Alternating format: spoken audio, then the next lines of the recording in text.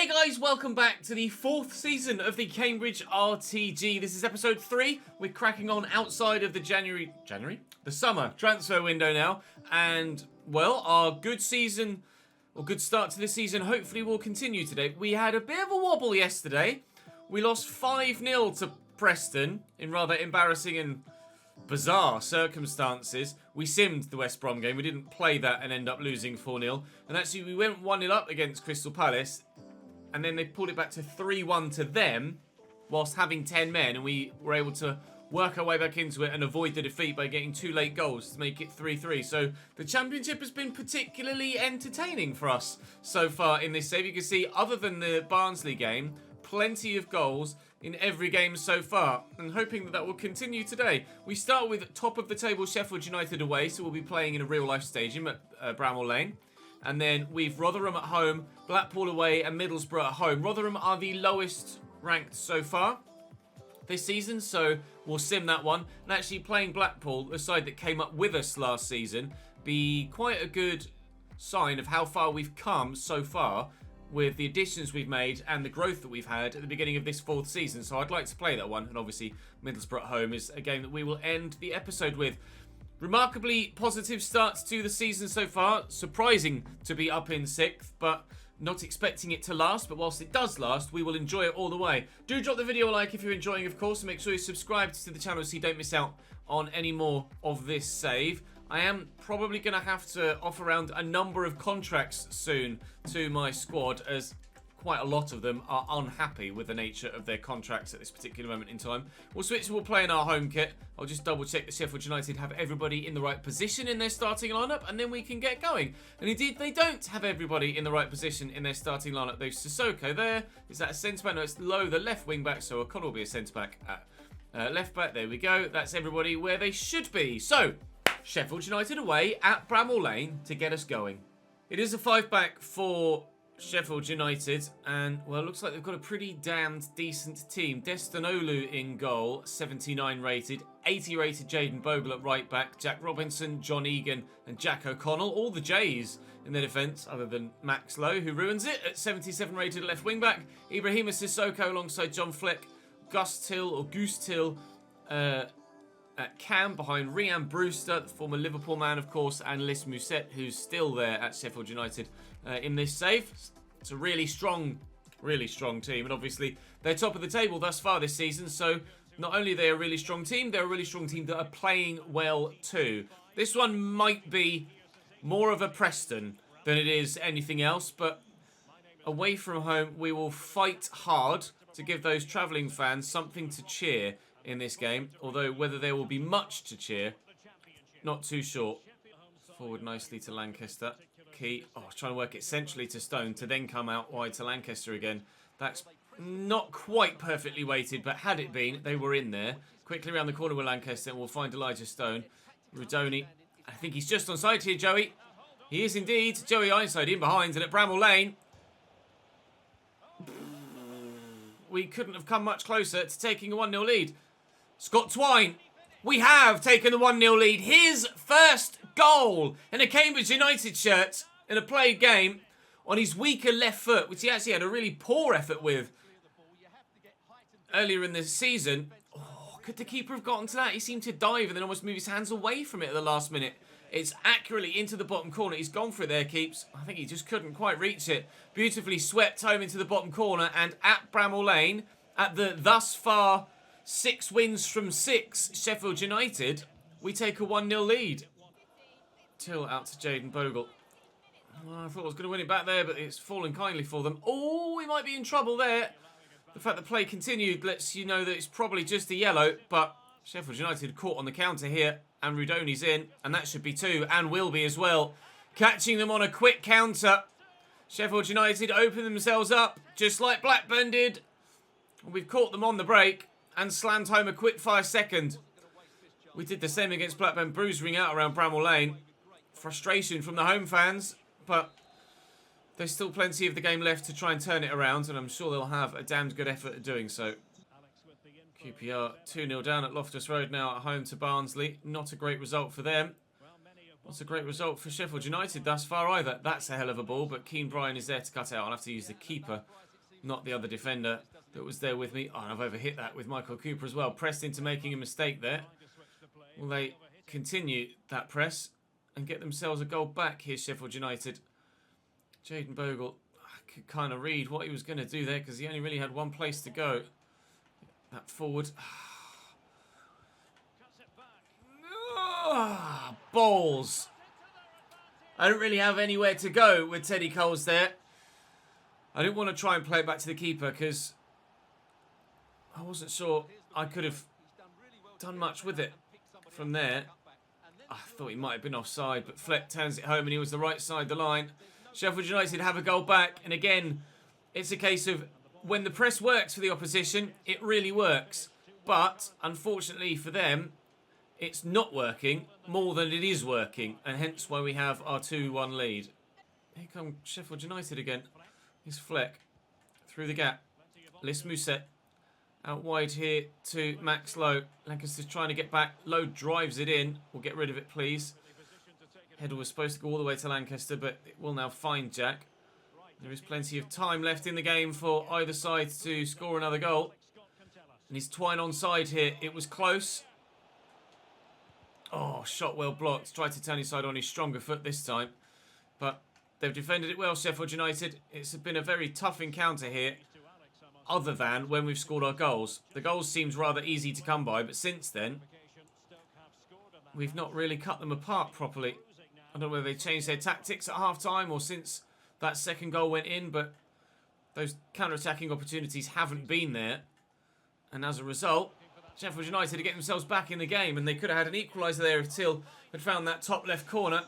Good save by the keeper. Off goes Lis Mousset, and on will come another striker in his place. It's Ollie McBurney, who is looked for with the corner and puts so much pressure on Cooper that he punches it up in the air. And he then came for the second ball. I tried to challenge with the defender, and the keeper backed away from it. The defender didn't attack it properly because he wasn't sure whether the keeper was coming for it, even though I pressed the clear ball button. And O'Connell just heads home into an open net. They both just back away from it. Did they? Oh, he did challenge for it in the end there, Chapman. But O'Connell dominates him, and and Cooper is in just no man's land. And Lancaster ducked out the way of it. Literally ducked out of the way of it. Watch this head straight for Lancaster's face. Like, he could get his head to this if he literally is at head height and he moves to his left and ducks under the ball to ensure it goes into the back of the net and then raises his head again. It's like he's trying to, rather than just get something on it, he's trying to cleverly flick it over the bar. Just get something on it and get it out, mate. He's ducked underneath it. Fucked it. 3 men trying to get the ball off O'Connell there. The keeper didn't commit. One defender didn't commit. One defender did commit. Nobody could get there, and O'Connell makes it 2-2. And I guess that is why Sheffield United are top of the table. We said there was plenty of goals in the Championship this season, and so it's come to pass. Might be more yet. Here's Lowe into McBurney. Trying to get a block on any shot that might come in. Low to McBurney again.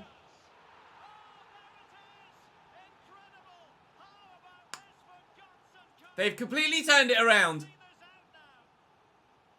From 2-0 up to 3-2 down. And that certainly is why Sheffield United are top of the table. Ollie McBurney gets the ball, played back to Max Lowe, and then just a quick 1-2. We couldn't deal with it. Defensive line not really in a position to play the offside trap. McBurney off the bench. What is that? Why is the keeper framing his own face with a dive? That's stupid. Twine now moved to Cam as Ollie Burke comes on out wide, and Radoni is now off the field. We've got a 3-3 draw against Crystal Palace, and we're going to get a 3-3 draw against Sheffield United from a 2-0 leading position. I certainly didn't want to be getting a 3-3 draw, but get a 3-3 draw we may well do.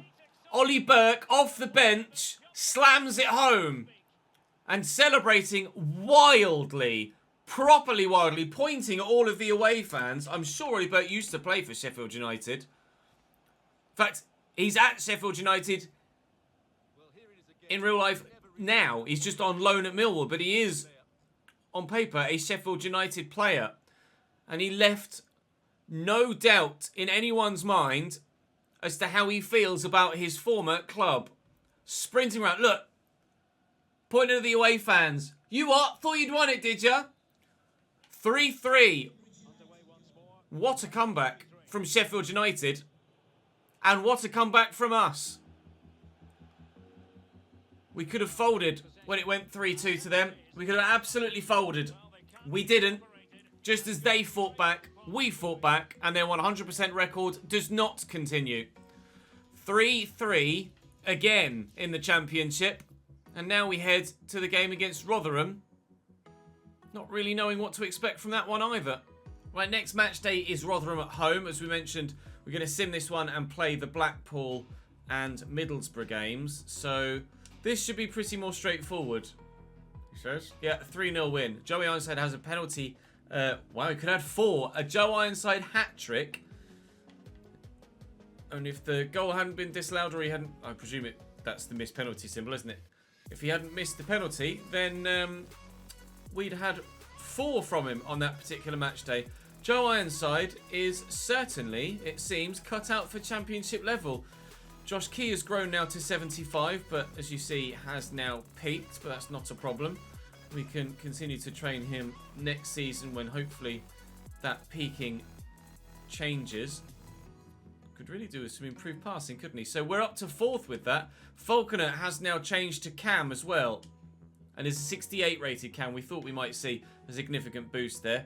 13 weeks for his passing. Attacking midfielder. It's going to take 15 weeks. That's the one we'll do. For now, improve his passing. And then we can deal with the shooting after that. And his pace, etc. So we're 4th now. About to head away to Bloomfield Road to play one of the teams that came up with us. After showing that we still have the better of Rotherham, who came up with us last year via the playoffs, now we have the opportunity to show that we still have the better of the other side that came up with us via the automatic spot in 2nd, Blackpool. A 4-4-2 for them. Daniel Grimshaw in goal, Garber, Ekpiteta, Thornley and Reece James the back 4, with Harley Potts, a regen on the right hand side. Catalan Itu at centre mid alongside Ethan Robson and Josh Bowler on the left, with Jerry Yates and Shane Lavery up top. Let's see if Blackpool have improved in between seasons the same way that we've improved in between seasons. Rotherham languishing down the bottom of the table, or near the bottom of the table. Blackpool mid-table, and ourselves in the playoffs. So quite different fates thus far for all of the 3 League One promoted sides from last year. Let's see if things are going to change yet further on this particular match day. It might be nice to not concede 3 goals in this one. Oh, let me take a quick. Oh, that's how you utilise a quick free kick. Absolutely superb. Brilliantly taken. And the movement, the intelligence from Elijah Stone to see that we were taking it quickly and make the darting run. Lancaster on the right-hand side was also doing the same. That was absolutely brilliant. Free kick, I almost was annoyed initially that we weren't allowed to play on. But you can see Stone, he was pointing for it. It's like, give me that in there. That's exactly why the quick free kick mechanic is in the game this year. Or has been for a couple of years now, actually. But that's the first time I think I've properly ever utilised it in quite such a devastating fashion. Elijah Stone grabs a goal. Our new number 8, with his 3rd goal in 9 games, proving to continually be a fantastic box-to-box midfielder for us. They've given it away there, Blackpool. They might be causing themselves even more trouble. Twine was tucked in centrally. Chapman will look for Scott Twine now, who turns well, but can't find Joey. No second goal yet, but this is going very well and according to plans so far, isn't it? Driven inside. Lavery's shot blocked. And away by Elijah. But back to their striker again, Shane Lavery. Back to Robson. Bowler, Lavery, Yates, 1-1. Can't react quickly enough when they play the first time passes like that. It just bounces from player to player to player, and you quite simply can't change player quickly enough to get a block on it. Unfortunately, Blackpool have themselves an equalising goal, and, well, it was very well taken. Ekpiteta and Thornley. Oh, It's just so poor from Blackpool in that situation. Looking for Elijah Stone. You can see Twine, who I was looking for on the left, but it registered as going towards Joey Ironside. Thankfully, we've won it back again. Rudoni will look to switch it out to the right back, who will then look down the line for Lancaster with a poor pass. So we'll have to use Josh Key again. Chapman is available in the middle, and Stone is there. This is excellent football. Oh, it's brilliant football. An 8th goal of the season for Joey Ironside off the woodwork. The championship means goals. For and, unfortunately, against as well, but they just keep going in. We've never been this deadly in front of goal for this prolonged amount of time, even in our title-winning season last year. We also, however, have never been this leaky at the back at any point in our 3 and a bit seasons so far. We are conceding far more goals than usual, but we're scoring more as well. So, at present, we really are Bielsa-ing the championship and just outscoring everyone. Look at that press, though. They've just changed their tactics, Blackpool. They've never pressed like that before in the game. Now they're only 2-1 down, and they're already pressing like mad like that on a possession loss, which is surely only going to open them up yet further. Joey Ironside is free. Oh, and the ball was going to find him as well if only he hadn't put a block to it. Gwilt out wide. Coles looking for Joey. They've played an unusual high line there, Blackpool, and it's going to cost them. Oh, it won't cost them. What a stop. If they get a point from this, Blackpool, or more, then they can only thank their goalkeeper. He's made some incredible saves in this second half to keep the scoreline at just 2-1 and keep his team in the game. That was brilliantly saved. Blackpool were able to come over the line in second place in the league last season to get themselves football back at championship level. Teddy Coles has done well, but he can't stop it from going out for a corner. And we're waiting for the substitutes to come on and hopefully for the clearance to be made. Antwi is on for Robson. That's a decent delivery, but Keane Bryan is there again. Conde's on for Chapman to bring on the lower league N'Golo and try and firm up defensively because he's a tenacious little man, Conde, and he puts himself about in trying to stop the ball across the box. I've taken the man out. We'll have a look at the replay from Gwilt. I thought the pass was going to that man in the middle. He's then dummied it. And I'd already committed to the tackle and just timed it late and wiped him out from behind. It is a pen. And Blackpool will have the chance to equalise late on. But won't. Off the woodwork, off the post. A real let-off for me with one of the last kicks of the game. Blackpool will fail to get a point. Wow. This championship season is just pure drama in every game. Win, draw or lose. On this occasion, win. Middlesbrough next. Middlesbrough sat lower mid-table so far this season. Not having a good year to this point. Joe Lumley in goal for them. Jed Spence at right back. Dyke Steele at centre-back with Dale Fry, Nathan Wood and Mark Bowler as the rest of their back line. Matt Crooks in midfield alongside Riley McGree, famed of the Chesnoid FC save, and Marcus Tavernier with Duncan Watmore and Josh Coburn, the obvious FA Cup hero for Middlesbrough this season in real life. So we're, as you would expect us to be, Scott Twine has grown to 76.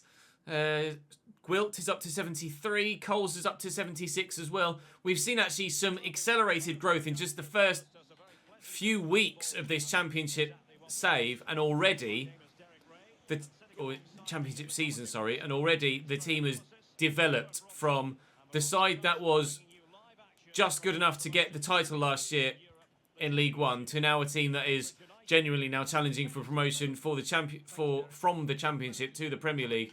I was kind of hoping we wouldn't have that stereotypical FIFA, like, win promotion one season, then look to get back, or not necessarily look to, but just be too good for the league that you're going up into. But that does appear to be the case at the moment in this save. Again, unfortunately, I've not tried my best to ensure that that was the case, but it does appear that with the growth of the players that we have, we are going to be a side that do get promotion from League One and do look to get automatic promotion in the next season as well. it might be just the playoffs for us this season, but I think we'd be kidding ourselves if we tried to convince ourselves that we weren't genuinely promotion contenders this year in the Championship. Initially, I thought maybe it was just a good start to the season with the games against Barnsley and Blackburn, but no, it's transpired that this side has already grown by 1, if not 2 ratings in a number of positions, and we are genuinely going to be challenging for promotion to the Premier League next season. Joey Ironside is also up actually to 74 rated as well, so continued growth from our talisman up top. Still 0-0 in the opening 20 minutes here against Middlesbrough, however, and well, Sheffield United have proven to us that we're not infallible up top or at the back, and certainly we will have to be at our best to maintain a promotion fight, but we are certainly considered as in a promotion fight. Josh Key forward to Lancaster and into Elijah Stone. We will switch out to Teddy Coles, and Chapman is there and available. Rudoni is an ever-willing runner in front of me. Can't say as Rudoni's been spectacular in this camera. Oh, as he says as he nearly scores. Rudoni's not been amazing in that cam roll thus far, but certainly with the scope for him to grow, I'm hoping that he will genuinely be one of the best players in the team, given another 12 to 18 months in the starting lineup. Obviously, Chapman, who was playing in that role, this is a really good move, by the way. Chapman, who was in that role, is significantly more developed than... Go on, Jack, on your left. Oh, it might fall for Rudoni.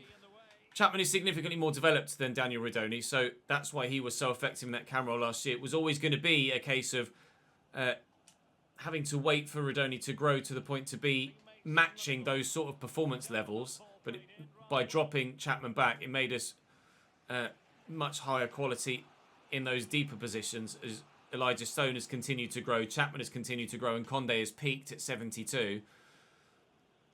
But as some of you have mentioned, like the fact that we failed to get promoted the season before last is kind of the major contributory factor as to why we're now challenging this year for promotion.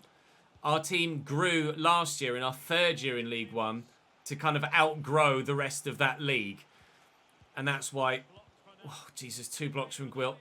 That's why we find ourselves challenging at the top now, because we outgrew the league we were in. And for the last half of Season 3, we were a mid-table championship side in quality. And now with that extra growth at the beginning of this season, it's just the natural progression curve of the team. But unfortunately, that natural progression curve is kind of out of balance with the rest of the teams around us at the level in which we're playing. Middlesbrough are, however, putting together some really good football here and deservedly take the lead with it. We are behind at the Beaverwood, but hopefully in the second half we can crack on and get ourselves back in front again. That's a really good ball. It's going to be a big battle between Bowler and Josh Key, one that our man wins out with. Rudoni into Chapman. It was a heavy touch, but thankfully no defender looks to close him down. Ironside will go... Well, in fact, it was meant for Lancaster, but Elijah's in. Oh! Go. Balls. That's not gone well there with Elijah Stone. Clean through and looking like surely an equaliser is about to rustle its way into their net. Nope. Got Rudoni here with me. I was going to try and backheel that. Joey trying to stretch and can't get there. Oh, Crooks into Watmore. Oh, and they've got extra support. Tavernier!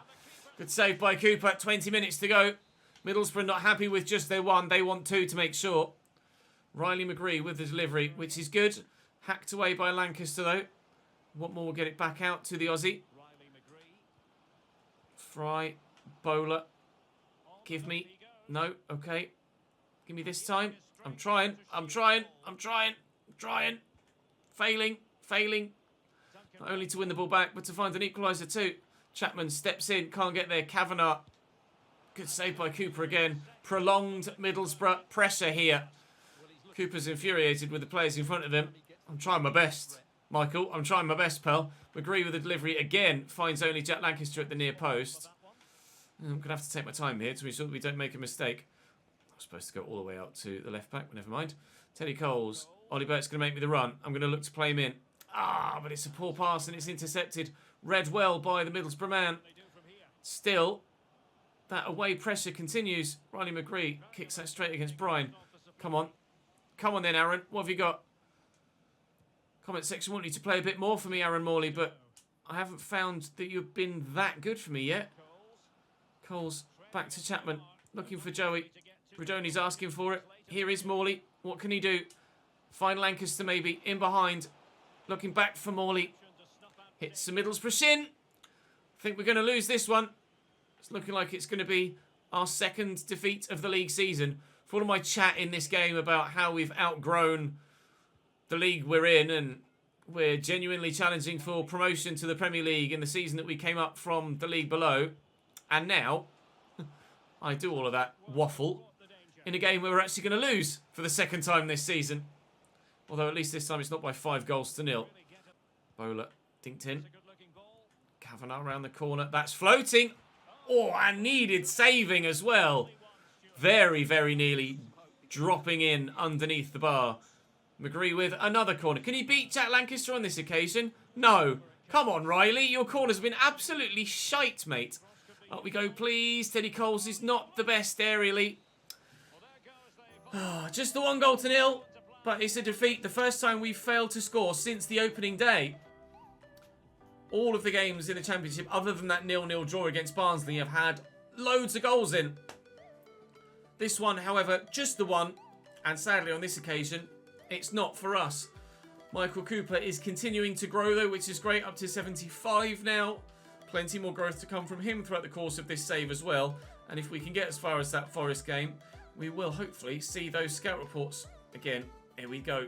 Are we going to have another worldie hiding somewhere in these scout reports? Not there. Nor there. Nor there. Nor there. Nor here. Okay, not from Germany anyway. How about from Scotland?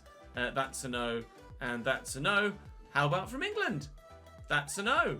And a no. And a no. This is going well, isn't it? And a low.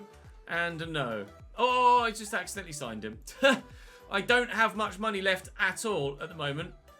I've tried to put a lot of it into the wage budget. I have a number of players that are running out of contract or currently unhappy with their contracts. Because, of course, we've gone up a division. Everybody is now like, I want a wage rise because we got promoted. And, well, I spent all my money on players. The 2 players that we brought in the summer transfer window. So I may have to force a sale in January of probably Borthwick Jackson to help fund the contracts of everybody else in the club. That is my initial January plan. Of course, it depends if anyone else bids for any of my players throughout the course of January. But that's my initial January plan. With a game in hand, we sit 5th. Win that game in hand, we can go back 3rd, albeit we'd have to win by 5 goals to do so because of goal difference. So in tomorrow's episode, it'll be Forest, Queen's Park Rangers, Cardiff City, Derby County, and Norwich City.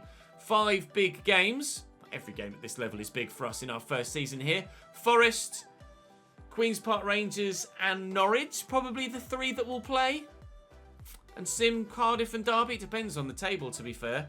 But we'll have a look at that at the beginning of tomorrow's episode. For now, though, for this one, that's all for today. Thank you very much for watching on YouTube. Make sure, of course, you drop the video a like. If you've enjoyed, you're subscribed to the channel so you don't miss out on more. It looks like we might have another promotion challenging campaign on our hands. But we challenged for promotion in seasons 1 and 2 and failed both times. So just because we're challenging doesn't mean it's guaranteed. I'll see you tomorrow.